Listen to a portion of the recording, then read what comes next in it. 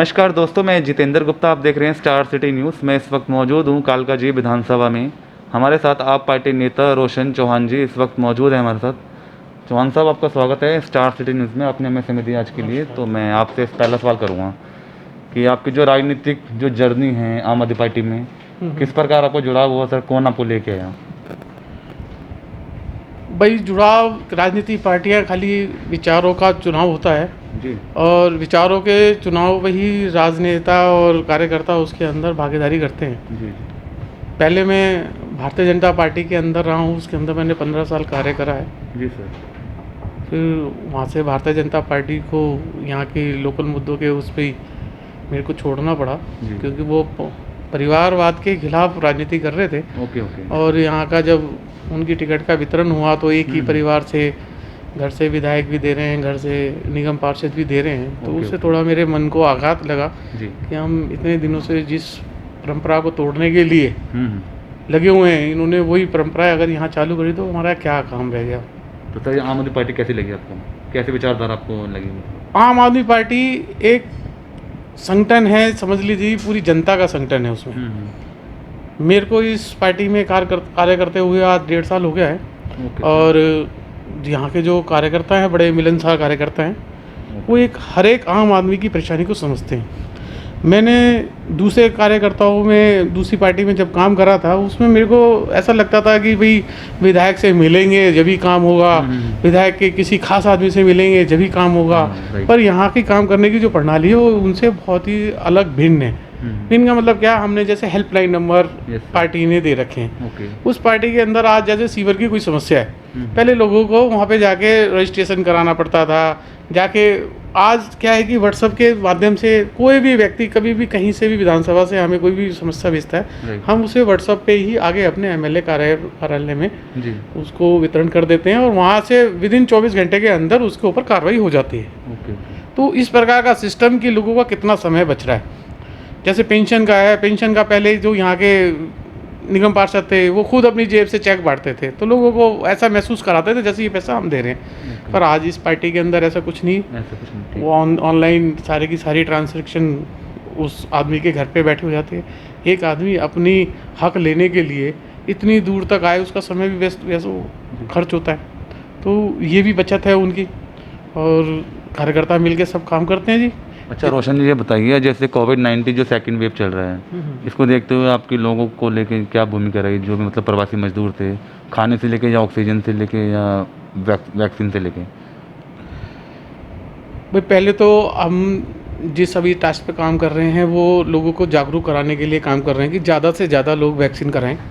उसके लिए हमने अपनी सवारी, अपने ऑटो लगा रखे हैं। प्रचार भी कर रहे हैं, लोगों को जागरूक कर रहे हैं।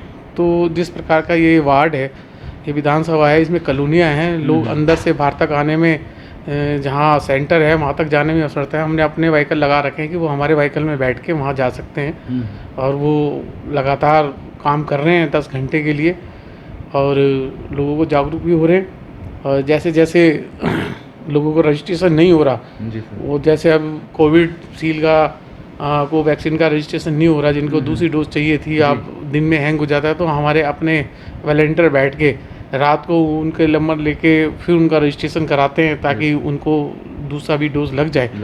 तो सारे लोग मिलजुल के काम कर रहे हैं। राशन के लिए भी हमारे अपने लोग खड़े हैं, राशन दे रहे हैं, और हम अपनी जेब से भी राशन दे रहे हैं। जैसे कि हमारी नॉलेज में जितने जो प्रवासी मजदूर हैं या घरों में जो काम करने वाली आती हैं, भैया वगैरह आती हैं, जो वाकई में जिनको ज़रूरत है, तो हमारे अपने वॉलंटियर अपना पैसा कलेक्ट करके उनको राशन दे रहे हैं। सामर्थ्य है। क्षेत्रीय विधायक जी यहाँ के आतिशी जी हैं, उनका कैसा रोल है सर?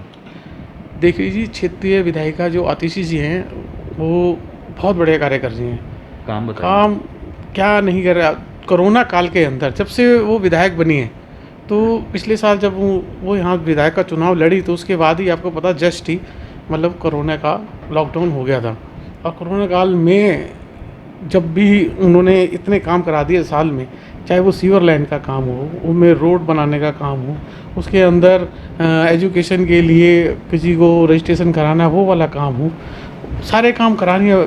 कम से कम हमारे एरिया के अंदर 20 ट्यूबवेल का तो उद्घाटन कर चुके हैं पानी की समस्या को लेकर।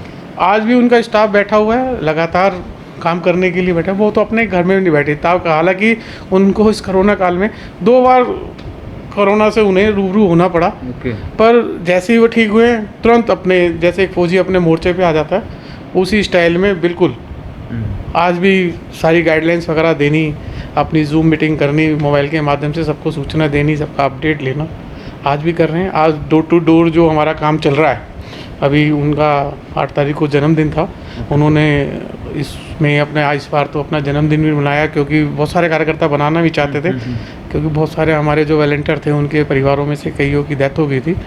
पर उन्होंने एक उसमें जो हमारी दिल्ली सरकार का काम चल रहा है कि जहाँ पर आप वोट डालने जाते हो वहीं पे आपको वैक्सीन का प्रबंध कर दें, तो उसका उद्घाटन करा और वो हमारे वॉलंटियर लग रहे हैं, डोर टू डोर जा रहे हैं सारे के सारे लोग। अच्छा सर, आज के दिल्ली के हालात को लेकर बात कर लेते हैं। शुरुआती दौर में तो काफ़ी मारामारी थी, ऑक्सीजन की, दवाइयों की, जिसके कारण काफ़ी लोगों ने अपनी जान भी दे दी सर। तो कहीं ना कहीं सरकार असफल रही सर शुरुआती दौर में।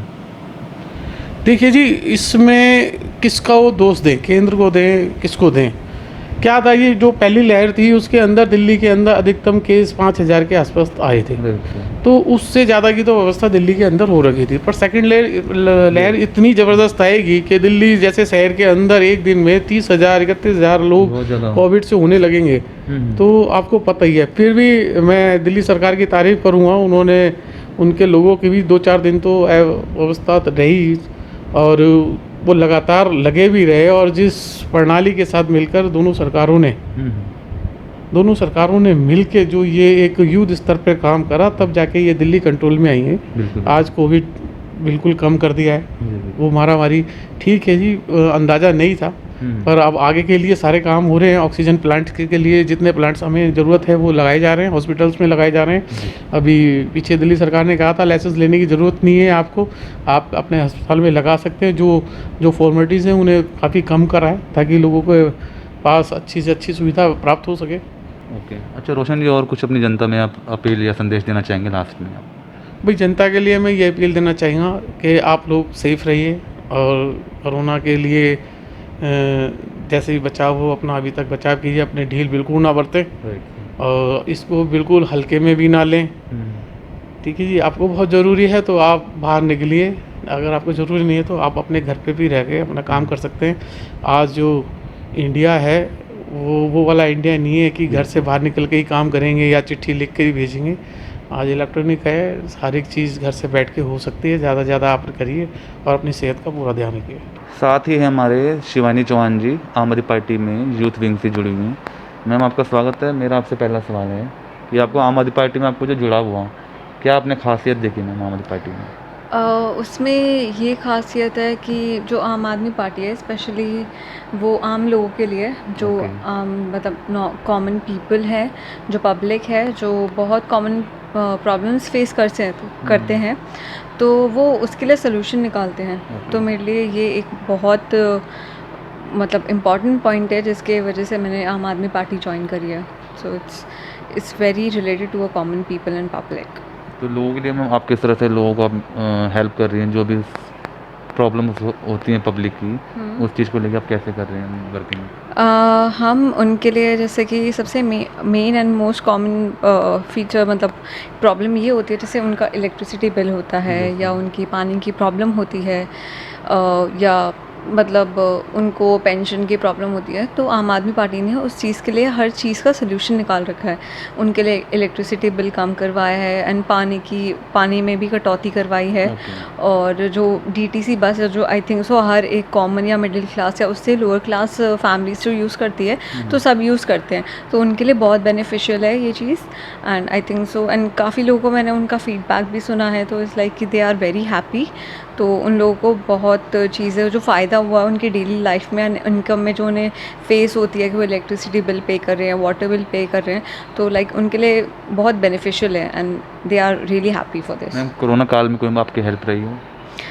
ये कि जो भी लोअर क्लास फैमिलीज़ है उनको राशन प्रोवाइड करवाना एंड उनको मेंटली लाइक काउंसलिंग करना। तो लाइक काफ़ी लोग जो आई थिंक सो बहुत नेगेटिव थॉट्स लेके बैठे हैं कोविड के बारे में, दे आर लाइक कि बहुत ज़्यादा डेंजरस है। एंड लाइक मोस्टली ये हुआ है कि जिन लोगों को कोविड हो जाता है तो उनके लिए एक ये आई मीन मैं ये सजेस्ट करना चाहूँगी कि बी पॉजिटिव। ओके। अगर आप बीमार हो तो आप ये करो कि आप बस पॉजिटिव सोचो कि सब ठीक हो जाएगा।